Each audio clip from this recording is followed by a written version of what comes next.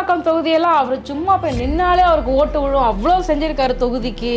மக்கள்லாம் அவ்வளவு ஆதரவு தெரிவிச்சிருக்கிறாங்க. நிறைய விஷயம் கேள்விப்பட்டீங்கன்னா மழை சமயத்தில் நைட்டு 2 மணிக்கெல்லாம் கூட போய் நின்று தொகுதியில் வந்து வேலை பார்த்துருக்காரு அப்படின்னு சொல்லுவாங்களே. ஆமாம், அப்படி வேலை பார்த்ததுனால தான் 1 லட்சம் மிக்சியை கொடுக்க வேண்டிய தேவை வந்திருக்கு. திருவிக்கா நகரில் ஆம்ஸ்ட்ராங் பொற்குடி அந்த அம்மா பாவம், அதை விட அந்த குழந்தைய வச்சுட்டு கூலி வேலைக்கு போனால் தான் சாப்பாடு. அவங்க நியாயம் கேட்டு எலெக்ஷனில் நிற்கிறாங்க. தங்களுடைய சமூக விரோத செயலில் சேர்த்த சொத்துக்களை பாதுகாப்பதற்கு பதவி வேணும். ரேகா நாயரோடு இப்போ அந்த அம்மா பிரபாராஜா ஓட்டு கேட்குறாரு. இப்படியான சமூக குற்றவாளிகள் தான் நமக்கு வேட்பாளர். அப்படின்னு பார்த்தீங்கன்னா இப்போ திமுக செய்கிற இந்த கூப்பன் விஷயத்துக்கெல்லாம் இந்நேரம் தேர்தல் அதிகாரியை வந்து கடுமையான நடவடிக்கைகள் எடுத்துருக்கணும்ல. கண்டும் காணாமல் இருப்பது என்ன காரணம் சார்? ஒருவேளை மற்றவங்க சொல்கிற மாதிரி உண்மையிலேயே ரகசிய கூட்டா? 100% அதான் உண்மை.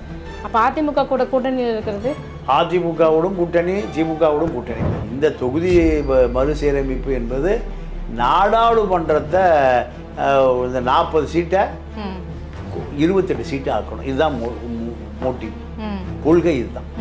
அப்படி கொண்டு வந்தாங்கன்னா தமிழகத்துக்கு பாதிப்பு தானே சார்? கண்டிப்பாக பாதிப்பு தான். பாதிப்பு அடையணும் தமிழ்நாடு.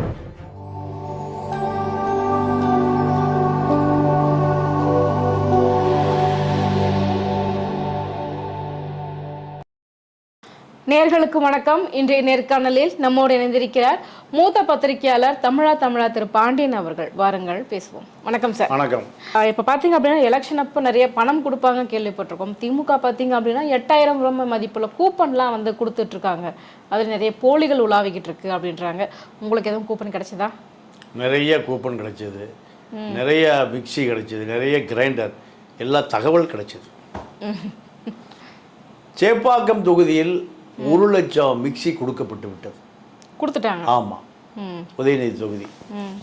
உதயநிதிக்கு உதயசூரியன் சின்னத்தை விட மிக்சி சின்னம் தான் அவருக்கு ரொம்ப பொருத்தமாக இருக்கும்.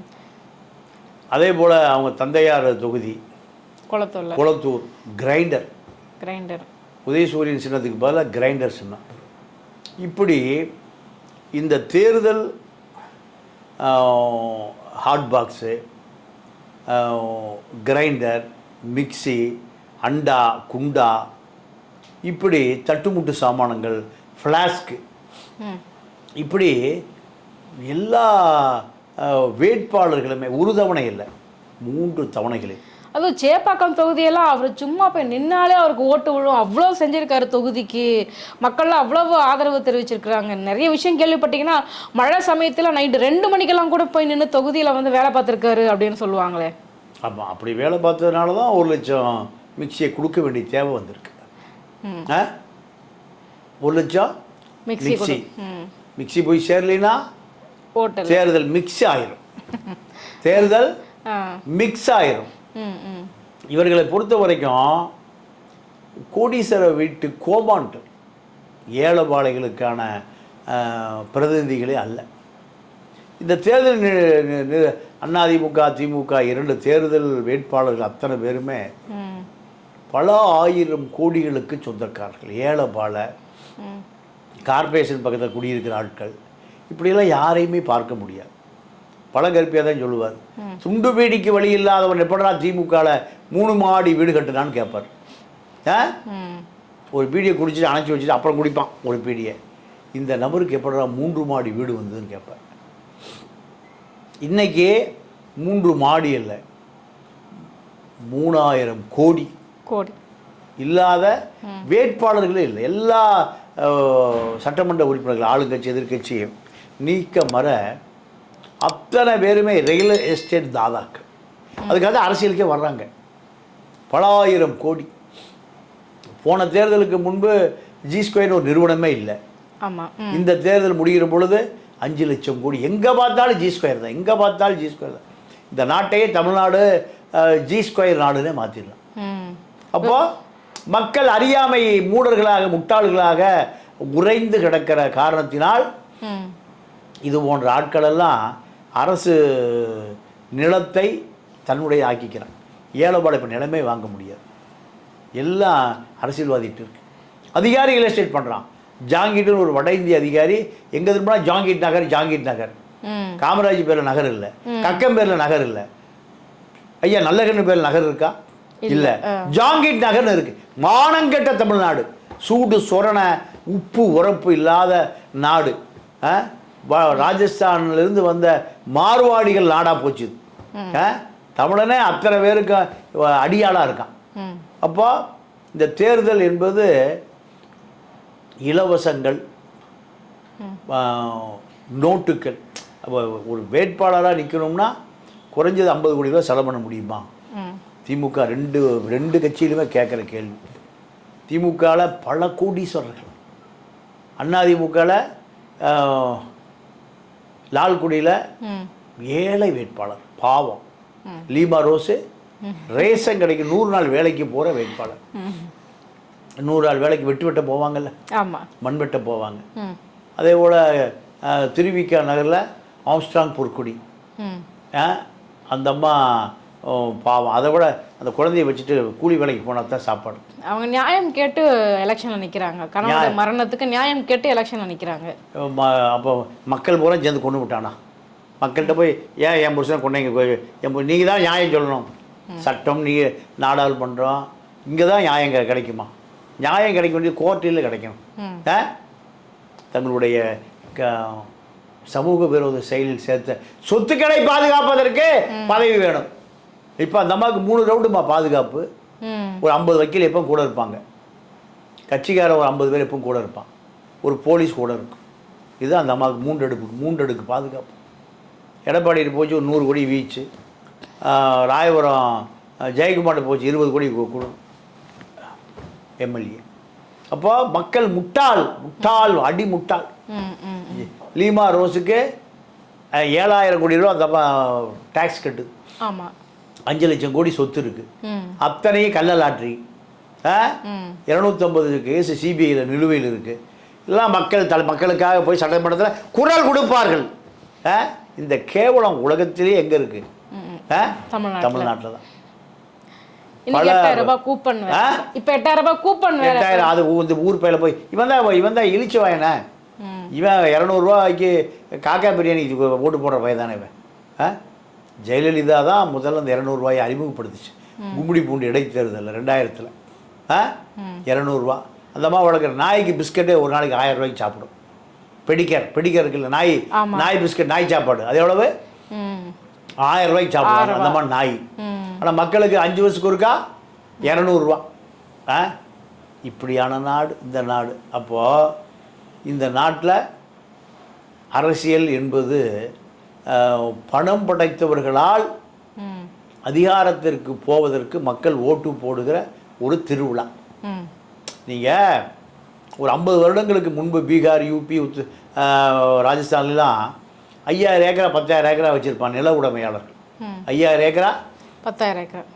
இந்த 10000 ஏக்கரோட இருக்கிறவன் ஒரு குடும்பம், ஒரு வீட்டுக்கு 5 பேர் 6 பேர் இருப்பான்.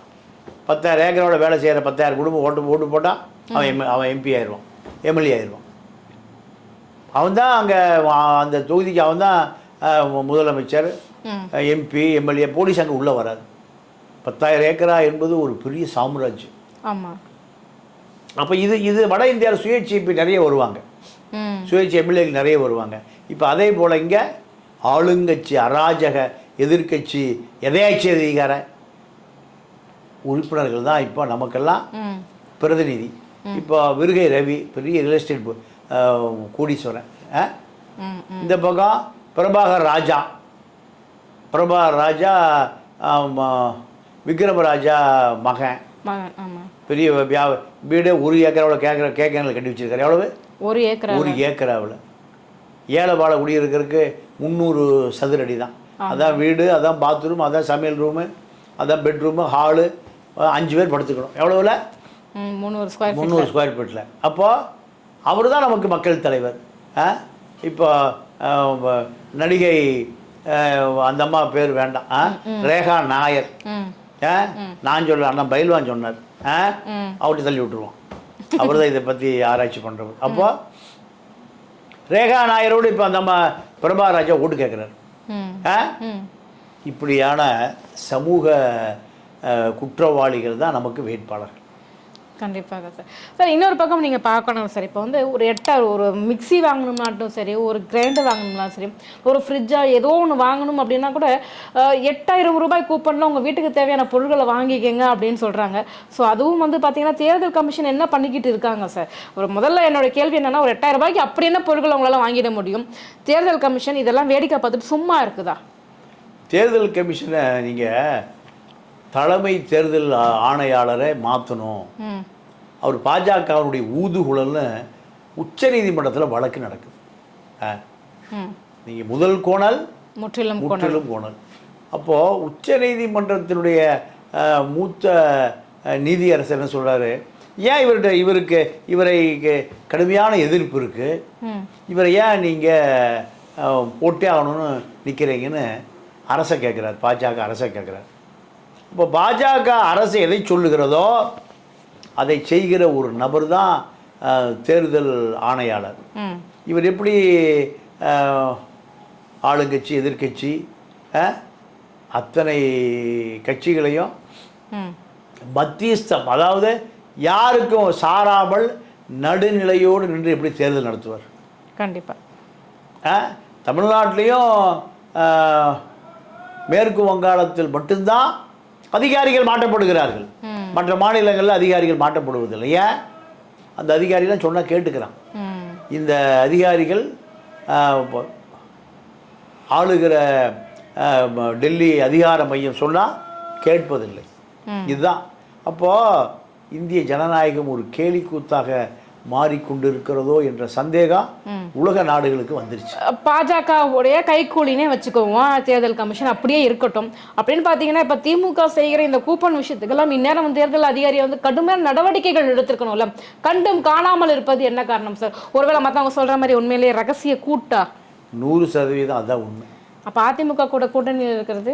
அதிமுகவோடும் கூட்டணி, திமுகவோடும் கூட்டணி. அதிமுக எம்பி இல்லை, திமுக எம்பி இருக்கான். பாஜகவை நிதிஷ்குமார் கவிழ்த்தால் திமுக தாங்கி பிடிக்கும். அதாவது நண்பனோடும் கூட்டணி, எதிரியோடும் கூட்டணி, அதுதான் பாஜகவின் கூட்டணி தர்மம். கூட்டணி தர்மம். அதிகாரத்தை தக்க வைத்துக் கொள்வதற்காக எதை வேண்டுமானாலும் செய்வார்கள். நீங்க பாலி கதை தெரியுமில்ல, மறைந்திருந்து அழிப்பது தான் பாஜகவினுடைய வேலை. அதைத்தான் செய்யுது. மக்களை பொறுத்த வரைக்கும் மக்களுக்கு அரசியல் அறியாமை, புரியாமை, தெளிவின்மை இதெல்லாம் இருக்கக்கூடிய சூழலில் தான் இந்த பாஜகவினுடைய மலிவான அரசியலை செல்லுபடியாகிறதே தவிர கேரளாவுக்குள்ள பாஜக அரசியல் செல்லுபடியாகாது. கேரளாவில் கேட்குறான், காங்கிரஸும் கம்யூனிஸ்டும் கேட்குறான், தேர்தல் நடந்து அடுத்த நாள் ரிசல்ட் சொல்ல முடியுதானே, ஏன் தள்ளி போடுறீங்க? அதுக்கு என்ன காரணம் சொல்ல முடியல. காரணம் சொல்ல முடியவில்லை. உடனே அவன் கோர்ட்டுக்கு போயிட்டான். இப்படி விழிப்பு உணர்வு உள்ள மாநிலங்கள் இந்தியாவில் மேற்கு வங்காளம், கேரளா, பஞ்சாப், இப்படி சில மாநிலங்களில் தான் பாஜகவினுடைய இந்த தகுடு தத்தங்கள்லாம் செல்லுபடியாகிறது இல்லை. அப்படின்னு பார்த்தீங்கன்னா கேரளாவில் உள்ளாட்சி தேர்தலில் நிறைய இடங்களில் பாஜக ஜெயிச்சிருக்காங்க, கிட்டத்தட்ட வந்து காங்கிரஸ் இடத்தெல்லாம் பிடிச்சிட்டாங்க அப்படின்றாங்கல்ல. இப்போ கேரளாவுக்குள்ளேயே மெல்ல மெல்ல பாஜக ஊடுருவிக்கிட்டு தானே இருக்குது, அதை நம்ம மறுப்பதற்கு இல்லையே. இல்லை, அதுதான் ஜனநாயகம். அதுதான் ஜனநாயகம். நீங்கள் திருவனந்தபுரத்துக்குள்ளே ஏன் பாஜக ஜெயிக்குதுன்னா, திருவனந்தபுரத்துக்கு பக்கத்தில் விழிஞ்சம்னு ஒரு துறைமுக நகரம் உருவாகுது. இந்த துறைமுக நகரம் உருவாவதே பாஜகவினுடைய அதானினால். அப்போது அங்கே இருக்கிற மக்கள் நினைக்கிறாங்க, எப்பவுமே ஒவ்வொரு நகரத்துக்கு பின்னால் ஒரு பெரிய துறைமுகம் இருக்கும். கொச்சி என்ன துறைமுகம், சென்னை துறைமுகம், ஆங்கிலேயருடைய துறைமுகம், விசாகப்பட்டினம் துறைமுகம், கல்கத்தா துறைமுகம், பம்பாய் துறைமுகம். இப்போ கேரளா அந்த துறைமுகம் எங்கே வந்திருக்கணும்? தமிழ்நாட்டுக்கு வந்திருக்கணும். அதை கேரளாவுக்கு தள்ளிட்டு போய் அதானிக்கு ஆதரவாக அந்த துறைமுகத்தை கட்டி கொடுத்த நன்றி விசுவாசத்துக்காக திருவனந்தபுரம் மக்கள் பூரா புதுசாக இன்னொரு நகரம் உருவாகுது. திருவனந்தபுரம் பக்கத்துலேயே இன்னொரு பெரிய ஒரு நகரம் உருவாக போகுது. அதற்காக அந்த மக்கள் பூரா பாஜகவுக்கு நன்றியோடு இருக்கு. ஓ, நன்றி விசுவாசம். அதான் உண்மை. நீங்க சொல்றத பார்த்தா அப்ப அதிமுக திமுக ரெண்டு பேருமே வேண்டாம். ஒருவேளை நாம் தமிழர் விஜய் கட்சி வந்து கொஞ்சம் உண்மையா இருக்காங்களோ மக்களுக்கு, பாஜக கூட கூட்டு இல்லாம அப்படி அந்த அக்கௌண்ட்ல எடுத்துக்கலாமா நம்ம? இப்போ விஜய் கட்சி பல வேட்பாளர்கள் தலைமுறை வைட்டான். தலைமுறை வைட்டான். ஆமாம், அதான் ஆட்சிக்கே வரல, கிடைச்ச எல்லாம் வாங்கிட்டு கிளம்பிட்டான், பொட்டியை வாங்கிட்டு கிளம்பிட்டான். எடப்பாடி தொகுதியில் அருண்குமார் மனைவியா ஒரு பெரிய பெட்டி கூட இல்லை, ஒரு நடுத்தர பெட்டிக்கே காணாமல் போயிட்டான். விழுப்புரம் வேட்பாளர் காணாம், சிதம்பரம் வேட்பாளர் காணாம், திருப்பூர் வேட்பாளர் காணாம். விஜய் எல்லாம் ரத்து பண்ணிட்டு ஊருக்கு போறாரு. வேண்டாண்டா அந்த சினிமா, அந்த அரசியலே வேண்டாண்டா, அடுத்த படத்தை பூஜை போட சொல்லுங்கடா. மோசமான பயிலுவோ புஷி இஸ்துக்குன்னு வந்துட்டு இஸ்துக்குன்னு போயிட்டு இருக்காரு. ஒருத்தனை நம்பி ஒன்றும் பிரயோஜனம் இல்லைன்னு விஜய் என்ன பண்ணுறாரு? எல்லாம் 50 லட்சம் 20 லட்சம் விலை போயிட்டான் எல்லா பயிலும். ஒரு ஆளை காணாம். திமுகவுடைய பொட்டி பதம் பார்த்துருச்சு. திமுக பொட்டி பதம் பார்க்கப்பட்டு விஜய் கட்சி வளருகிற பொழுதே பர்ச்சேஸ் பண்ணிட்டான். ஆமாம் சார், வளர்ந்த வரை பர்ச்சேஸ் பண்ணல. ஆமாம், வளரும் போதே பர்ச்சேஸ் பண்ணிட்டான். சார், இன்னொரு பக்கம் சார், இந்த கூப்பன் பற்றி பேசும்போது இந்த கேள்வியை முன்வைக்கணும்னு நினச்சேன். என்னென்னா, திருச்சியில் பார்த்தீங்க அப்படின்னா ஒரு சுஜாதா அப்படின்ற ஒரு பொண்ணு வந்து பார்த்தீங்கன்னா கூப்பன் கொடுக்கல அப்படின்ற பேரில் வந்துட்டு தற்கொலை முயற்சிக்கு வந்து ஏற்பட்டிருக்காங்க. என்ன அப்படின்னா, அந்த பொண்ணு வந்து பட்டியலத்தை சேர்ந்தவங்க. கூப்பன் கேட்க போக ஒரு தகாத வார்த்தைகளால் வந்துட்டு ரொம்ப அசிங்கமாக திமுக சார்பில் வந்து பேசி ஒரு உயிரே வந்து இன்றைக்கி பறிக்கப்பட்டிருக்குது. அப்படின்னும் போது இப்படி உசுரை கொடுத்து அந்த கூப்பனை வாங்கணுமா சார்? இல்லை, அது அந்த பெண்ணுக்கு அரசியல் அறியாமை, அவன் தாய் தகப்பனுக்கு வறுமையை வெல்லக்கூடிய வலிமை இல்லை. இப்படி அடித்தட்டு மக்களுடைய நிலைமை அப்படித்தான் இருக்குது. அடித்தட்டு மக்களுக்கு அரசியல், கல்வி, இந்த சமூக அந்தஸ்து வந்தால அவன் அதை உடைச்சிட்டு வெளியே வந்துடுவான். இந்த சேரி அமைப்பை உடைச்சிட்டு இப்போ அந்த பொண்ணை சென்னையில் அண்ணா நகரில் குடியிருந்துன்னா போய் கூப்பம் கேட்டிருக்குமா? அண்ணா நகரில் குடியேற முடியாது, அது வேறு விஷயம். ஆனால் சேரிகளும் காலனிகளும் நீங்கள் மாற்றப்பட வேண்டும். அவர்களை இந்த நகர கலாச்சாரத்தில் அவர்களை கலக்க வைக்கணும். இன்னும் சேரியாக, காலனியாக, கல்வி போய் சேராமல், கல்வி பூரா கடைச்சரக்காக போச்சு. சாரா வியாபாரி, கஞ்சா வியாபாரி, சமூக விரோதி, விபச்சார தரகன் பூரா கல்வி தந்தை ஆயிட்டான். அப்போது அடித்தட்டு மக்களோட கல்வி எல்லா சினிமா விளம்பரம் மாதிரி பாருங்கள், கல்லூரி விளம்பரம் இருக்குது பாரு. உங்கள் கல்லூரிக்கு வாங்க, எங்கள் கல்லூரிக்கு வாங்க, எங்கிட்ட லேப் இருக்குது, எங்கிட்ட ஆய்வகம் இருக்குது, எல்லாம் கூவி விற்கிறான். பார்த்தீங்களா? ஆமாம், சினிமா போஸ்டர் இருக்குது. கமலஹாசன், ரஜினிகாந்த் போஸ்டர் விட அதிகமாக எது இருக்குது? கல்லூரி. அப்போ கல்வி ஒரு காஸ்ட்லியான ஒரு விலை மதிப்பற்ற பொருளாக போச்சு. அப்போ அந்த சகோதரி இறந்து போனதுக்கு அவள்கிட்ட கல்வி உள்ளே போயிருந்துன்னா அறியாமை வெளியே வந்திருக்கு. கல்வி உள்ளே போயிருந்துன்னா அறியாமை வெளியே. அப்போது இது யாருடையனா ஆட்சியாளர்களுடைய பெரும் தவறு தான். ஒவ்வொருவருக்கும் இலவச கல்வி போய் சேரணும், இலவச மருத்துவம். அதுதான் உலகத்தில் இலவச கல்வி தான் இருக்கே சார். கவர்மெண்ட் ஸ்கூலில் போனால் எல்லாம் ட்ரெஸ்ஸுலேருந்து காலை சாப்பாடு, மதிய சாப்பாடுலேருந்து புக்ஸ்லேருந்து எல்லாமே தானே சார் ஃப்ரீயாக கொடுக்குறாங்க. நம்ம கல்வி எப்படி சார் இலவசம் இல்லைன்னு சொல்ல முடியும்? ஆமாம். உங்கள் குழந்தை எங்கேம்மா படிக்குது? எங்கே படிக்குது சொல்லுங்கள். இல்லை, உங்கள் பேச மாட்டேங்கிறீங்க. பேசுவதற்கு செயல் ரெண்டும் ஒன்றா இருக்கணும். என் பையனும் கவர்மெண்ட் ஸ்கூலில் படிக்கல, என் பொண்ணு கவர்மெண்ட் ஸ்கூல் படிக்கல. ஏன் உங்கள் பிள்ளையும் படிக்க வைக்கல, என் பிள்ளையும் படிக்க வைக்க முடியல? ஏன்? என்ன காரணம்? இந்த கல்வி போதுமானதாக இல்லை. அதுக்காக கவர்மெண்ட் ஸ்கூலில் படித்தவங்கள நீட் ஆகலையா, பேரிஸ்டர் ஆகலையான்னு கேட்கலாம். இது எந்த தாயும் தகப்பனும் தன்னுடைய குழந்தைக்கு முதல் தர கல்வி கொடுக்கணும்னு நினைக்கிறான். எந்த கல்வி? முதல் தர கல்வி. நீங்கள் கவர்மெண்ட் ஸ்கூலில் புத்தக பையில் என்ன கொண்டு போகிறது குழந்தை? சாப்பாட்டு தட்டு, ஈயத்தட்டு, நெளிஞ்சு ஒடுங்கி போன தட்டு. ஒரு குழந்தை போதா? இன்னொரு குழந்தை எங்கே போகுது? இன்டர்நேஷனல் ஸ்கூலுக்கு போகுது. இந்த குழந்தையும் இந்திய குடிமகன் தான், அந்த குழந்தையும் இந்திய குடிமகன். இது இன்டர்நேஷனல் ஸ்கூலுக்கு போகுது. வருஷம் 25 லட்சம் ரூபா ஃபீஸ். யாருக்கு?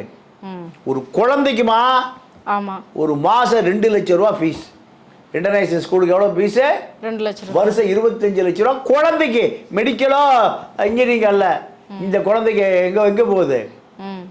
செருப்பு இல்லாமல் சாப்பாட்டு தட்டு, காலையிலையும் சோறு மத்தியானம் சோறு. அப்போது இதுதான் இலவச கல்வி நீங்கள் கொடுக்குற கல்வி இல்லையா? ஜேபிஆர் காலேஜில் கல்வி கிடைக்குமா? ஜெகதீசன் காலேஜில் கல்வி கிடைக்குமா? 2 பேருமே அரசியல்வாதிகள் தான்.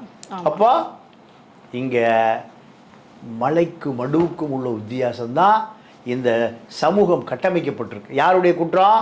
இந்த சமூகத்தை கட்டமைக்கப்படுவதே போலி அரசியல்வாதிகளால். சாராயம் வித்து ஜேபிஆர் தான் கல்வி தந்தை. சைக்கிள் ரிக்ஷாவில் சாராயம் வித்துருக்க இருந்தால்தான் எங்கள் நார்த்து மெட்ராஸில் சைக்கிள்லேயே சாராயத்தை குடிச்சிட்டு சைக்கிள் ரிக்ஷாலே படுத்து கிடப்பார் ராத்திரியில். அந்த நபர் தான் இன்றைக்கி சென்னையில் 10க்கும் மேற்பட்ட டீம்டு யூனிவர்சிட்டியினுடைய உரிமையாளர். எப்படி வந்திருப்பான் பாருங்க. ஜெகத்ரட்சக வீட்டுக்கு வீடு ரீடிங் எடுத்தவர். அவர் இன்னைக்கு 10க்கும் மேற்பட்ட மருத்துவக் கல்லூரியுடைய தந்தை. சாராய உடையார் தான் ஒரு பேரை. ராமச்சந்திர மெடிக்கல் ஓனர் பேரு சாராய உடையார். கட்டாமா இருக்கு சாராயம். இதெல்லாம் எப்படி எனக்கு தெரியும் கேட்குறீங்களா? அனுபவம் இதெல்லாம் கேட்டு தெரிந்து கொள்வதுதான். கண்டிப்பாக சார். அதே மாதிரி இப்போ பார்த்தீங்க அப்படின்னா அதிமுக பாஜக அதிமுக கூட்டணியில் இருக்காங்க சார். இப்போ நிறைய விஷயங்கள் இப்போ அரசியல் ரீதியாக பார்க்கறது டீலிமிட்டேஷன் அப்படின்னு சொல்லிட்டு தொகுதி மறுசீரமைப்பு. இப்போ இந்த விஷயத்தை கொண்டுட்டு வந்தோம் அப்படின்னா அதிமுகவுக்கு மிகப்பெரிய நெருக்கடியாக ஆயிடும் அப்படின்றது தெரியும். இருந்தாலும் பாஜக இதை அவசரமாக கொண்டு வருது அப்படின்னும் போது திமுகவுக்கு தானே இது சாதகமாக அமையும் சார்? இல்லைம்மா, அதாவது தொகுதி சீரமைப்பு என்பது அதே மக்கள் தானே இருக்கான். மக்கள் தானே ஓட்டு போட போகிறான். எந்த தொகுதியில் இருந்தாலும் அதிமுக போடுவோம், திமுக போடுவோம், திமுக போடுவோம். இது தொகுதி மாறினா கட்சி மாறிடுவானா? ஊர் மாறினா பாலிசி மாறிடுவானா? அப்படிலாம் இல்லை. இந்த தொகுதி மறுசீரமைப்பு என்பது நாடாளுமன்றத்தை இந்த 40 சீட்டை 28 சீட்டு ஆக்கணும். இதுதான் மோட்டிவ், கொள்கை இதுதான். அப்படி கொண்டு வந்தாங்கன்னா தமிழகத்துக்கு பாதிப்பு தானே சார்? கண்டிப்பாக பாதிப்பு தான். பாதிப்பு அடையணும் தமிழ்நாடு. ஏன் சார் அப்படி சொல்றீங்க? ஆமாம், அதாவது சொத்தால் அடித்த பிண்டங்களுக்கு எதுக்கு அரசியல்? சார் நீங்கள் சொல்லிட்டு நீங்கள் ஃபாரின் போயிடுவீங்க, நாங்கள் இங்கே இருக்க வேண்டாமா? நான் என்ன பில்கேட்ஸ் சொந்தக்காரன் நினச்சிங்களா? நீங்கள் ஏதோ சேரியில் குடியிருக்கிற மாதிரி பேசுகிறீங்க. சொல்லுங்க. மக்களுக்கு விழிப்புணர்வு இருந்தால் எந்த தப்பும் எந்த அரசும் செய்ய முடியாது. எந்த அரசும் எந்த மக்களை ஏமாற்ற முடியாது. பார்த்தீங்க அப்படின்னா இந்த டீலிமிட்டேஷன் வந்துருச்சு அப்படின்னா தமிழகத்திற்கான அந்த குரல் மறுக்கப்பட்டுரும். பார்த்தீங்க அப்படின்னா நம்ம இங்கேருந்து எந்த உரிமையும் கேட்க முடியாது. ஃபுல்லாக நார்த் இந்தியா வச்சு அவங்க ரூல் பண்ணிக்குவாங்க. ஒரு எம்பி தான் பிரதமரை தேர்ந்தெடுக்கணும் அப்படின்னும் போது அப்போ நம்ம தயவே அவங்களுக்கு தேவை இருக்காது. உண்மையாக அப்படி தான் வரணும். இது தமிழ்நாட்டுக்கு எந்த உரிமையும் கொடுக்கக்கூடாது. இது வந்தால் தான் தமிழன் அடக்கப்படுகிறான், ஒடுக்கப்படுகிறான், அவனுடைய உரிமை மறுக்கப்படுகிறது என்ற நிலை வந்த பொழுது தான் அவன் போராடவே ஆரம்பிப்பான். இப்பெல்லாம் போராடுறதே இல்லை. இப்போ அவன் போராடுவதே இல்லை. போராட்டம் என்பது அவன் நசுக்கப்படுகிற பொழுது தான் பொங்கி எழுவான். அந்த சூழல் இவனுக்கு இல்லை. 1 கோடி பேர் நேரம் எங்கே போகிறான்? காலையில் எழுந்திரிச்சு டாஸ்மார்க்கு போயிடறான். அப்போ இவன் சந்தோஷமாக தானே இருக்கான். வட இந்திய தொழிலாளி தான் இங்கே பூரா கூலி வேலை செய்கிறான். ஆமாம். அப்போது இந்த அடிப்படை மரபு வழி யுத்தம், போர்க்குணம் இவனுக்கு வரணும்னா இவன் ஏதாவது வகையில் பாதிக்கப்பட வேண்டும். பாதிக்கப்பட்டால்தான் நீங்கள் சோறே இல்லைன்னு அடைச்சி வைங்க, கதை உடைச்சிட்டு வெளியே வந்துடுவோம். ஆமாம். அப்போ இந்த தமிழர்களுடைய உரிமை தமிழ் தலைவர்களால் பறிக்கப்படுது. காவிரி போச்சு. இந்த காவிரி யார் பறிச்சான்? கருணாநிதி தான் பறிச்சான். கருணாநிதி என்ன வட இந்தியானா? கச்சத்தீவு போச்சு, யார் பறிச்சான்? கருணாநிதி தான் பறிச்சார். ஈழத்தமிழர் பிரச்சனை ஏறக்குறைய உயிரோடு கொளுத்தப்பட்டான், உயிரோடு கொல்லப்பட்டான். நான் அந்த பகுதியில் போய் இப்போ சமீபத்தில் பார்த்துட்டு வந்தேன். யார்? தமிழன் தான் அதை காட்டி கொடுத்தான். அப்படி தமிழருடைய வீழ்ச்சிக்கு காரணம் தமிழர்களே தான். அப்போது இது போன்ற அடக்குமுறை வருகிற பொழுதுதான் தமிழ் சமூகம் ஒரு வரலாற்றை நோக்கி போகும். அது வரலாற்று கட்டாயம். கண்டிப்பாக. எங்கள் கேள்விகளுக்கு ரொம்ப சிறப்பான பதில் சொன்னீங்க சார். நன்றி, வணக்கம்.